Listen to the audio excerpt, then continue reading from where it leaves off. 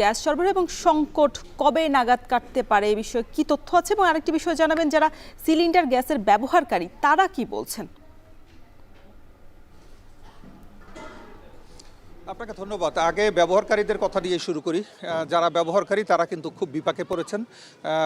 Gas কিনতে বাড়তি দাম দিতে হচ্ছে এবং একই সাথে কিন্তু কোথাও গ্যাস খুঁজে পাওয়া যাচ্ছে না, আবার যেখানে খুঁজে পাওয়া যায় সেখানে দাম বেশি।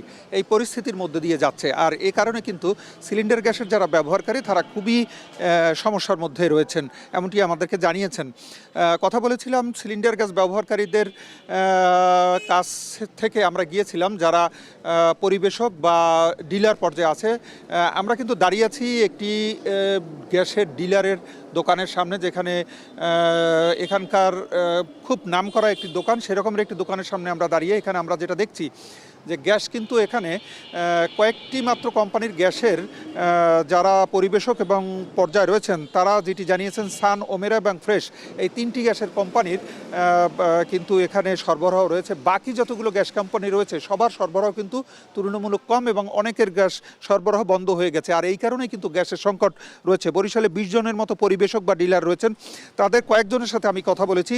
তারা যেটি বলেছেন যে তারা কেউ 1420 থেকে 1450 টাকা পর্যন্ত ডিলার পর্যায়ে বিক্রি করছেন এবং সেখান থেকে ভোক্তা পর্যায়ে গিয়ে যখন যায় তখন কিন্তু 1500 টাকা দাঁড়ায়।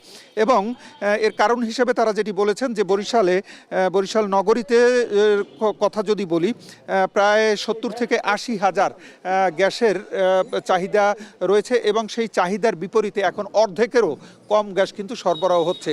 এই কম সরবরাহের কারণে কিন্তু আসলে দামটি বেড়ে গেছে। আমরা একটা জিনিস জানি যে সাধারণত যেটা দেখা যায় যে আসলে সরবরাহ কম হলে সেই জিনিসের চাহিদা বেড়ে যায়, সেই একই অবস্থা কিন্তু বরিশালের হয়েছে। ভোক্তা পর্যায়ে যে গ্যাসের যে পরিস্থিতি সেটির কারণে তারা আমাদেরকে যেটা জানিয়েছেন যে এখন গ্যাসের যে সরবরাহ রয়েছে তার চেয়ে চাহিদা বেশি, আর এই কারণেই দাম বেড়ে গেছে। তবে কবে নাগাদ এটি কমবে এর জবাবে একটাই রয়েছে, ইউরোপিয়ান কান্ট্রিগুলো থেকে কিন্তু গ্যাস সরবরাহ আসে বাংলাদেশে, সেখান থেকে সরবরাহ স্বাভাবিক হলেই কিন্তু এখানেও দাম কমবে, এমনটি আমাদেরকে জানিয়েছেন এখানকার ডিলাররা।